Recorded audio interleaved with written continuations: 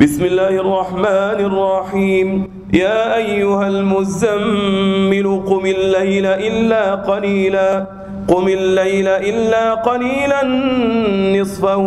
أو انقص منه قليلا أو زد عليه ورتل القرآن ترتيلا إنا سنلقي عليك قولا ثقيلا إن ناشئة الليل هي أشد وطئا وأقوم قيلا إن لك في النهار سبحا طويلا واذكر اسم ربك وتبتل إليه تبتيلا رب المشرق والمغرب لا إله إلا هو فاتخذه وكيلا واصبر على ما يقولون واهجرهم هجرا جميلا وذرني والمكذبين أولي النعمة ومهلهم قليلا إن لدينا أنكالا وجحيما وطعاما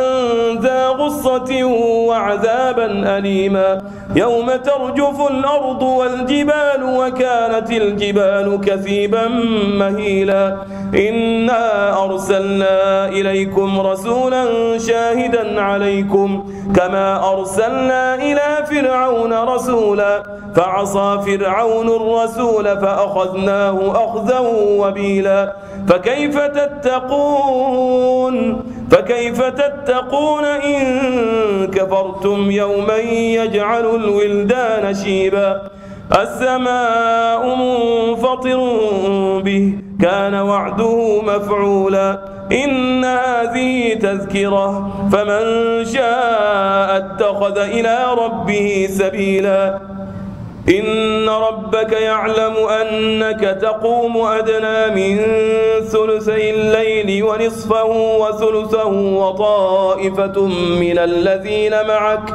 والله يقدر الليل والنهار علم أن لن تحصوه فتاب عليكم فاقرؤوا ما تيسر من القرآن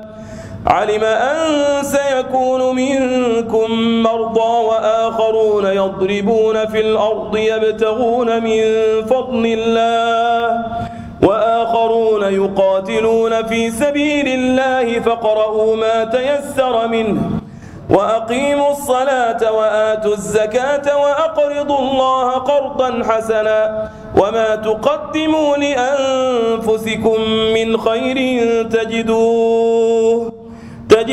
عند الله هو خيرا وأعظم أجرا واستغفروا الله